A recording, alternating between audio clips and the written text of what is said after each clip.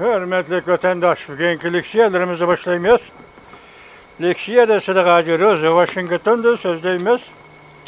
Bugün Çislağa vatandaş 2024 yıl 11. ayının 14. günü. Bugün sizlerge sözleydiğin leksiyalar tühendikçe leksiyada Sıdıkacı Roza Washington'da sözleyimiz dedik mi ya? Birden de unutup kaldı kendisi adamınaga. Sizler bir yetkizga vaziyetimizde mındaq bir işki abzasına havalananlar vatandaş. Amerika Qo'shma Shtatlarida Cumhuriyetçiler Partiyasi Avam Palatasi da 218 o'ringa erishdi. Prezident Trump umumyuzlik huquq yurgizdi. Yani yeni saylangan Prezident Trump umumyuzlik huquq yurgizdi. Mavzuli xabar 11. ayının 14. günü Amerika ovozining Xitoy til programmasi e'lon qilindi.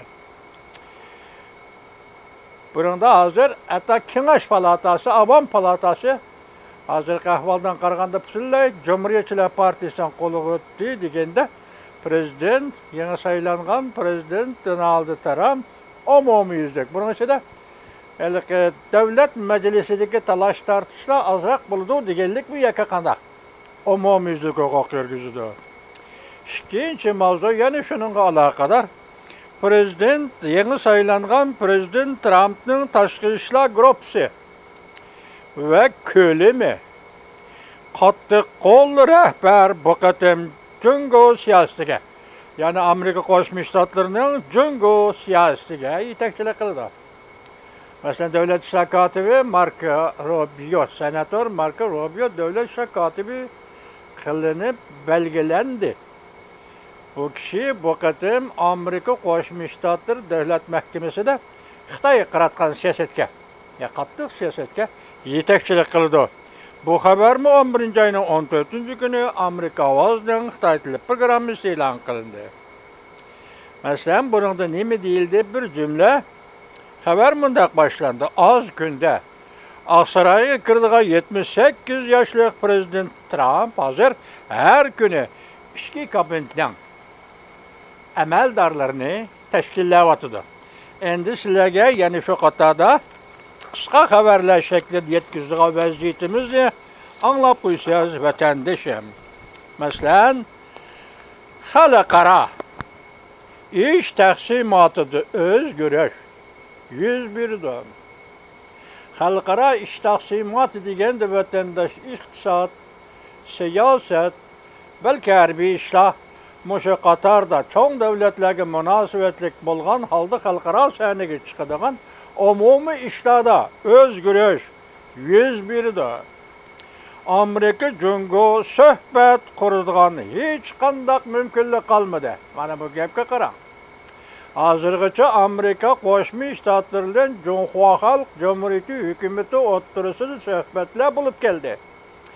Lekin oxirgi natija nima bo'ldi? Hozirgacha masalan biz Uyg'uristonda irqiy qirg'inchilik, Uyg'ur qirg'inchiligi masalasi bo'yicha bugungacha bir Uyg'urning turmadan nazarbanddan qo'yib berilganligini yoki bir nafar Uyg'urning jazo lageridan chiqib majburiy emgak ishlayotgan zavodlardan chiqib o'z oilasiga yoki mustamlik tuzum sharoitidagi normal turmushga, hayotga qaytganligini anglamadik.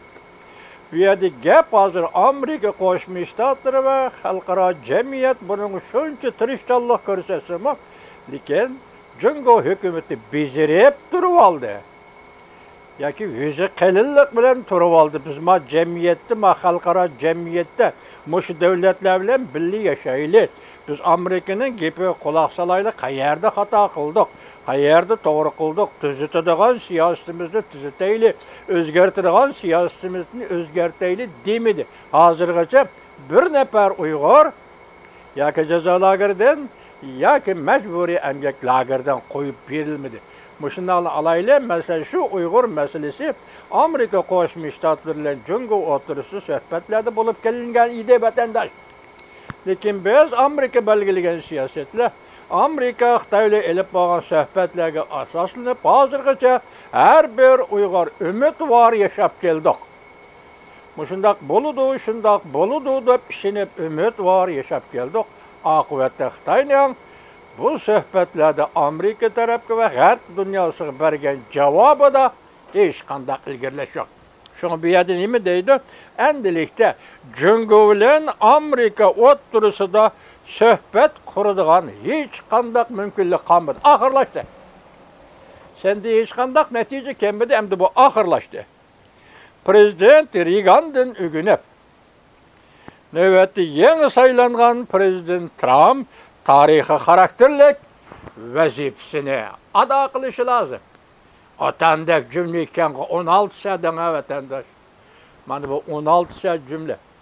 Bu qatim yeni saylangan Prezident Donald Trump Aqsarayga kirganda Reagan'dan sabiq Prezident Reagan merhum Prezident Reagan'dan ügünüp endilikte tarihi karakterlik vazifeni icra qilish lazım.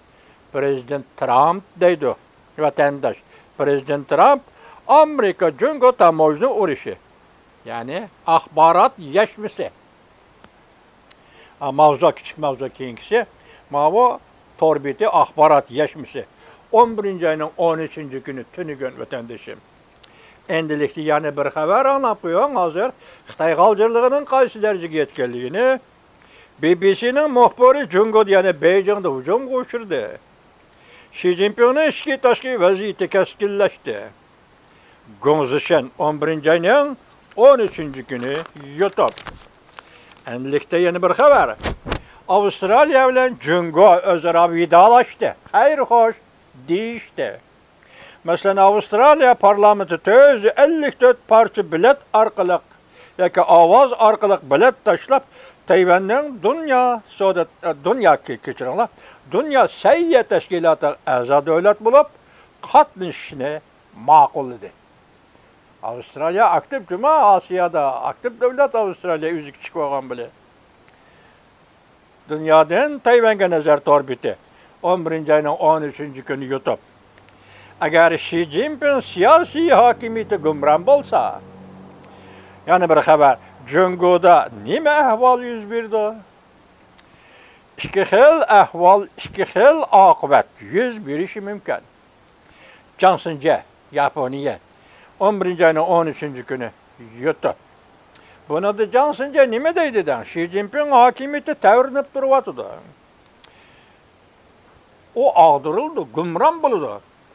Bu gumron bo'lgandan keyin Cungo'da nima ahvol yuz berdi? Mesela alayli Xi Jinping hakimiyeti gumron bo'lsa, uning o'rniga Tang Taizong hakimiyeti yoki Wang Taizong hakimiyeti, yani kompartiya shaklida bir kishi kelib o'ltiramdi va yoki Xi Jinping hakimiyeti gumron bo'lsa, butun kompartiya gumron bo'lamdi. Gap mana bu yerda. Lekin Johnson bu to'g'rida og'iz ochmay hozir deydiki, Xi Jinping hakimiyeti gumron bo'lsa, hakimiyet qandaq tushsa, qandaq ahvolga keladi. İkinci hakimiyet nima? Mesela ikinci hakimiyet ma'muriy jihatdan aytganda u o'lkalar avtonom rayonlar. Mesela Xinjiang Uyg'ur avtonom rayoni, Tibet avtonom rayoni degandek rayonlar masalasiga ma'muriy jihatda ikinci qatim yetib keladigan hukumat nima deb javob berdi? Bu yerda nima ahvol yuz berdi? Deydi. Mesela bunun aralığında yani Gomin'de anlatılğaptı da. Mesela nem depti, men için handallık ağdırılğandan keyin Gomin'dan partisi o'ttirigi chiqdi. Mesela Xinjiang Uyg'ur avtonom rayoni degan hozirgi ma'muriy rayon o'zligi bilan Cungo'ga qo'shilib ketdi. Mongoliya ham o'zligi bilan Cungo'ga qo'shilib ketdi. Tibet ham shundoq shartnoma imzolab o'ttirdi, qo'shilib ketdi degandek. Bu Xitaylarning saviyasi boya yo'q deb o'tamayli vatandaş. Lekin uning da maqsad var. Maqsad nima? Xitoycha vatanparvarlik. Yani maqsad nima? Xitoycha millatchilik giralishib ketgan, shundoq maqsad orqa ko'rinishiga vatandaş. Bu Xinjiang Uyg'ur avtonom rayon qo'shilib ketdimi? Qo'shilib ketishdan jarayoni nima sabab? Masalan, Ziyosamidagi o'xshash KGB'ning jasuslari o'tirg'i chiqib, biz o'z ixtiyorimiz bilan qo'shilib ketdik dedi. Bu ameliyatı Stalin şunu üretken sen bu şundak deysen degen gap vatandaş. Sen muş rolunu oynaysan, sen muşundaq dep seni çıksa, biz ixtiyarimizden qo'shilib ketdik. Hammamiz KGB'nin jasusları.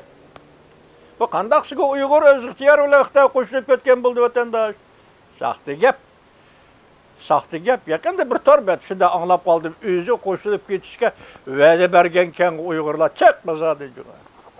Stalinning majburiyati, Stalinning KGB'chilari so'zlayotgan xalqaro jamiyat chiqib Uyg'ur bo'lib so'zlayotgan kishilar. Bu qandaqsiga Uyg'ur Xitoy qo'shilib keta qo'ydi va. Mushundaylar hozir Jiang Xinjiang qo'ygan savoli, Xi Jinping hokimiyati gumron bo'lsa, ma'muriy birlik, ma'muriy munosabatlarga Tibetga qanday muomala qildi? Xinjiang Uyg'ur avtonom rayoniga qanday muomala qildi? Agar ular mustaqillik talab qilsa, unga qanday muomala qildi? Mushu so'zlarni so'zlabdi. Bu hamda oldimizdagi ish qo'y. Masalan, gumron bo'lsa, shu vaqtda nima deymiz gap? Vatandosh. Hozir chet ellarda da'vo qilyapmiz, xat yozyapmiz deganlarga Uyg'urning vakili emas, ular vatandosh. Agar u Uyg'urning vakili bo'lsa, bu yerda faoliyat qilinmaydi u. Yo'q, tashkilot bo'lib qurilmaydi u vatandosh. Tushundingizmi? Faqat cho'ng davlatlar va g'arb davlatlari Xitoyda bo'lgan diplomatik munosabat doirasida kishilik huquqda faoliyat qilayotgan odamlar u vatandosh. Hozir bu islomdan murakkab hozirgi vaqtdagi Xitoy kompartiyasi yemirliganda ish qanday o'zgardi? Gap mana shu yerda. Bu tugudimi? Andan keyin siyosiy hokimiyat tugudi. Andan hozir Rossiya va Ukraina urushi to'g'risida Korsk urushi boshlandi. Jungoning 57 ming kishilik zapas askari Amerika bu davlatga eqib kirdi. Mana bu xatarlik vatandosh. İntayin xatarlik kendaş, Meksika chegarasiga kirayotgan Xitoy ko'chmanlari 2 yildan bir ko'payib ketdi. Bu to'g'rida xilma-xil gaplar chiqqan. Bugun mana Jonlanning nazari 11-oyning 13 kuni YouTube'da shundoq debdi. Hozir 57 ming kishi Xitoyning zapas qo'shini Amerika bu davlatga singib kirdi dedi. Endilikda prezident Trumpning qonunsiz ko'chmanlarni bir taraf qilish siyosati man mushundaq yerda rol o'ynaydi vatandoshlarda. Endi yana bir xabarga diqqat qiling. Buron chopqu yetib keldi. Xalq puli 10 yuan undash. Vinjao talqinlari. 11-oyning 13-kuni. Burada nima deymiz? Türkiye shundaq dedik. Hozir navbat yangi saylangan prezident Trump apandi iqtisod masalasi, ekonomika, bog'liq masalalar jungoga qo'yilgan tamojni bejini 60% ko'tardi. Bu vaqtda xalq pulining kursi 50% tushib ketdi dedi. Buning o'zi notayin bo'lishi mumkin, lekin siyosatda shundaq deyiladi. Notayin bo'lishi mumkin. Nimishqa desangiz, bu 60% boy tamojni beji qo'yganda Amerika iqtisodiga ta'sir ko'rsatadi bu ish vatandosh. Şunu bir yerde Prezident Trump o'ylanib ko'rishi mumkin bu ishlarni keyingi vaqtlarda deyli. Hozir shu deb turayli. 60% baş qo'ydi deyli. Jungo pulining, Jungo renminbining kursi 50% tushib ketdi deyli. Undan yiroq tikib kelgisi manzili ishidagi deyli shar qo'yib turayli. Hozir Vinjao talqinlarida bugungi 11-oyning 13-kuni nima dedi vatandosh? Bugün Jungo'nun puli, xalq puli, renminbi kursi 10 yuan bo'ldi, yoki $1 10 yuan. Bu kishi hozir buni so'zlaganda ya kelgisi shundaq bo'ldi demabdi va yoki bugun shundaq bo'ldi demabdi. Mushki jumla yo'q. Biroq 10 yuan, hozir $1 10 yuan. Xitoy pulining kursi shu darajada tushdi debdi. Buni atogin ko'ramiz vatandoshim. Yana bir xabar. Amerika, Ukraina Rossiya urushini to'xtatishga majburladi. Amerika, Ukraina, Rossiya urushini to'xtatishga majburladi. 70 davlat balki bir jungo siyosatini cho'rib tashlaydi. Umid sadosi 11-oyning 13-kuni bugun. Endi bu yerda Amerika biz boshda aytdik, so'zlab kelyapmiz, Prezident Trump dedi, Ukraina, Rossiya urushini to'xtataman dedi. Demek bu siyosatni icra qildi. Hem növbetdagi xalqaro vaziyatda javob qaytaradigan, bir nima deydigan eng nozik masala. Ukraina, Sovet, Rossiya urushi va Hamas, Isroil urushi bularni hozir Prezident Trump, yangi saylangan Prezident Trump bir taraf qilaman dedi bu siyosat. Shundoq hozir bu besim ishlat, har ikki taraf mayli Ukraina, Meyli Rusya. Tünügün bir söz degen tok, bugün yeniden geldi. Bugün sözler vatandaş sizge vatandaş. Endi ma ahırda gap qarana 70 devlet belki bir dünkü siyasını çörüp taşlaydı. Bu Tayvan'a münasebetlik. Ümit Sadası 11. ayının 14. günü yutub.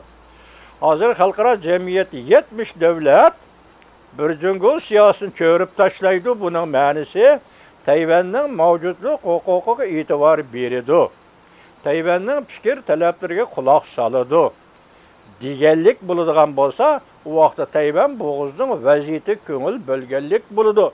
Buning keyingi ma'nosi nima?